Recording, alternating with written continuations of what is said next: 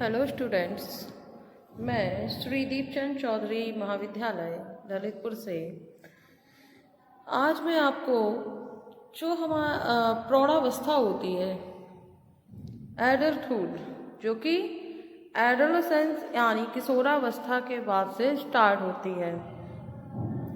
यह जो होती है यह जब बच्चा किशोरावस्था वाला जो पीरियड होता है उसको कंप्लीट कर लेता है। 18 साल के बाद से स्टार्ट होती है और 42 वर्ष तक ये जो अवस्था होती है वो चलती है। हर अवस्था में पोषक तत्वों की मांग अलग अलग ही होती है। क्यों? क्योंकि उसके काम करने का ढंग अलग होता है। जैसे प्रौढ़ावस्था तक आते आते शरीर का विकास जो है वो कंप्लीट हो जाता है, तो फिर क्या होगा?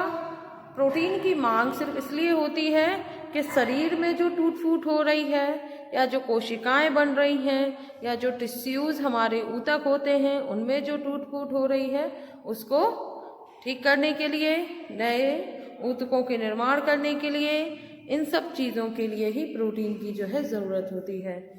तो इसी वजह से हर अवस्था में पोषक तत्वों की मांग या न्यूट्रिएंट्स की रिक्वायरमेंट भी अलग अलग होती है।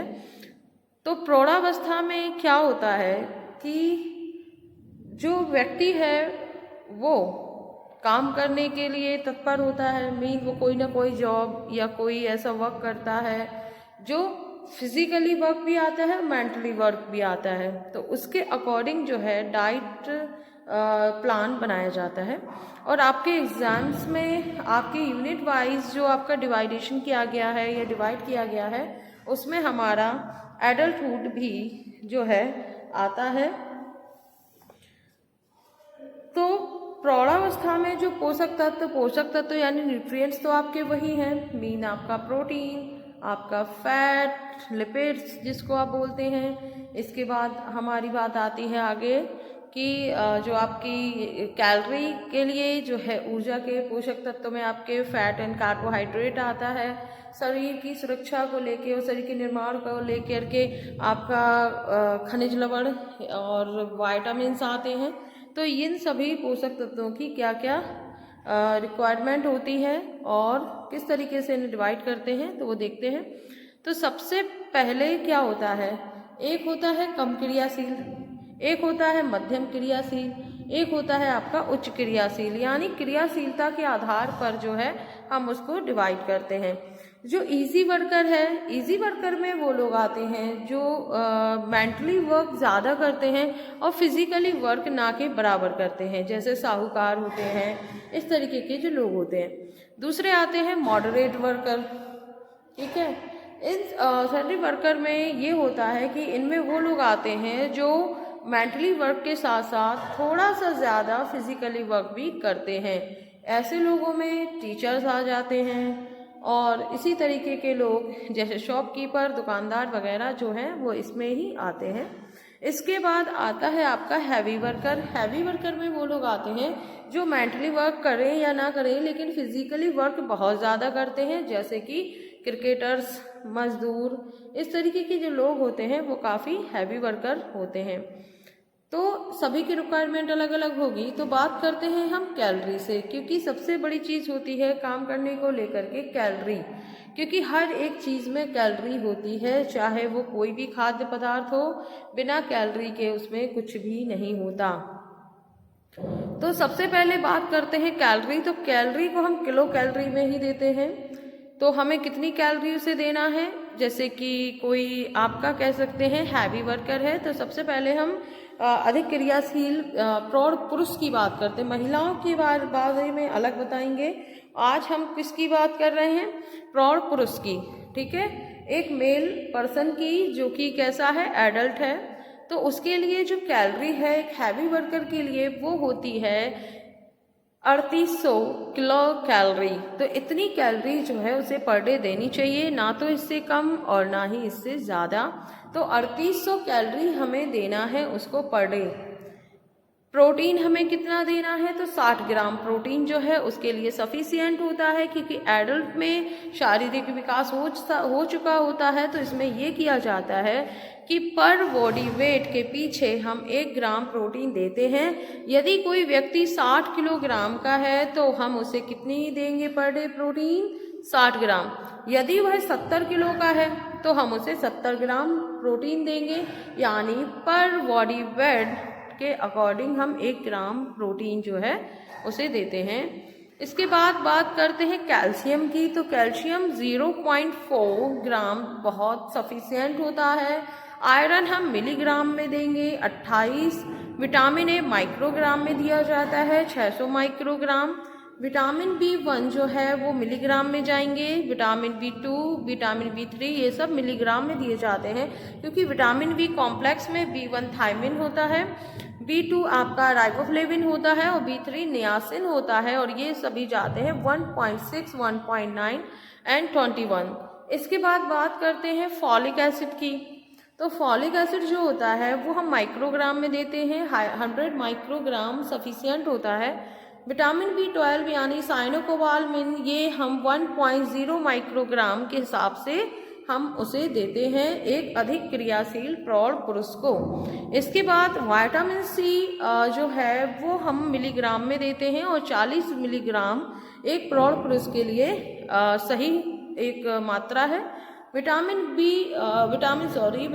D जो है वो 5 माइक्रोग्राम जो है वो दिया जाता है। वहीं पे जो फैट है वो 20 ग्राम वसा जो है दी जाती है। ये सभी जितने भी आंकड़े दिए गए हैं या जितनी भी रिक्वायरमेंट बताई गई है एक प्रौढ़ पुरुष की, वो बताई गई है ICMR की बदौलत, इंडियन काउंसिल मेडिकल रिसर्च, ठीक है। तो उनके द्वारा जो भी वैलिड है, जितनी भी आपको रिक्वायरमेंट बताई गई है न्यूट्रिएंट्स की, वो सभी कैसे हैं, वैलिड है और काफ़ी आजमाए हुए हैं। इसके बाद बात करते हैं एक मॉडरेट की, ठीक है। तो मॉडरेट जो एक व्यक्ति आता है, मध्यम क्रियाशील व्यक्ति, तो मॉडरेट वर्कर को हम देंगे 2875 कैलोरी, ठीक है। 2875 कैलोरी सफिशिएंट होता है एक मॉडरेट वर्कर के लिए, प्रौढ़ जो है, एडल्ट है। उसके लिए जो प्रोटीन दी जाएगी वो हमारी 60 ग्राम होगी। वहीं पे कैल्शियम जो है 0.4 ग्राम एंड 28 मिलीग्राम जो है आयरन, 600 माइक्रोग्राम विटामिन ए, 1.6 आपका B1, 1.9 vitamin B2 complex and 21 milligram vitamin 3 in the niacin जो है वो दिया जाता है। इसके बाद जो हमारा फॉलिक एसिड होता है वो 100 माइक्रोग्राम पर अकॉर्डिंग जो है दिया जाता है। इसके बाद 1.0 हमारा जो साइनोकोबालामिन या विटामिन B12 जो कि हमारा विटामिन बी कॉम्प्लेक्स का जो लास्ट हमारा विटामिन है, जो कि बहुत ज़रूरी भी है, वो हमें देना होता है उसे 1.0। और ये चाहे वो हैवी वर्कर हो, मॉडरेट हो, या फिर हमारा जो है इजी हो, सेडेंटरी वर्कर हो, उन सभी में सेम है रिक्वायरमेंट 1.0। इसके बाद बात करते हैं विटामिन सी। विटामिन सी जो है वो 40 मिलीग्राम जो है वो दिया जाता है। विटामिन डी हमारा 5 माइक्रोग्राम जो है दिया जाता है। वहीं पे हम फैट की बात करते हैं तो वो 20 ग्राम ही दिया जाता है। तो ये जो है हमारा मॉडरेट हो जाता है। अब इजी की बात करते हैं तो उसे हम 2450 कैलोरी यानी 2450 कैलोरी जो है वो दी जाती है पर डे। इसके बाद प्रोटीन देखा जाए तो वो 60 जो है ग्राम ही इसके लिए भी सफिशिएंट है, क्योंकि इसमें जो है आपका जो फिजिकल डेवलपमेंट है वो पूरा कंप्लीट हो चुका होता है। इस वजह से प्रोटीन जो है वो सेम ही होता है और सभी के लिए ज़रूरी है, क्योंकि हम वर्क तो करते हैं, वर्क के लिए क्या है, ऊर्जा चाहिए, और ऊर्जा के लिए क्या ज़रूरी है, फैट एंड कार्बोहाइड्रेट, जो कि उससे लिया जाता है। प्रोटीन सिर्फ किस लिए होता है, ये हमारे शरीर निर्माण के लिए होता है।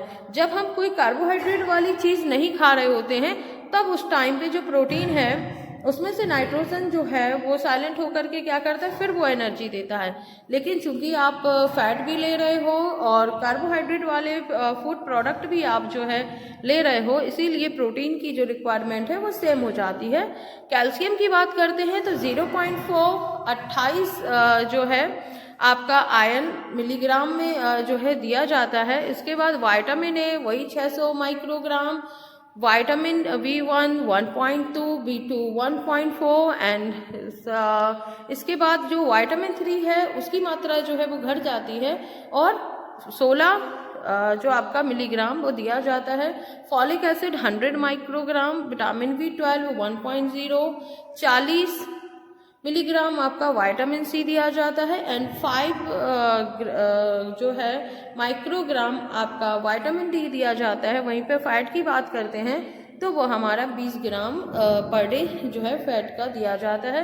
नेक्स्ट वीडियो में मैं आपको जो है बताऊंगी आपका प्रौढ़ महिला के बारे में और उसको भी हम क्रियाशीलता के अनुसार ही डिवाइड करेंगे। Thank you.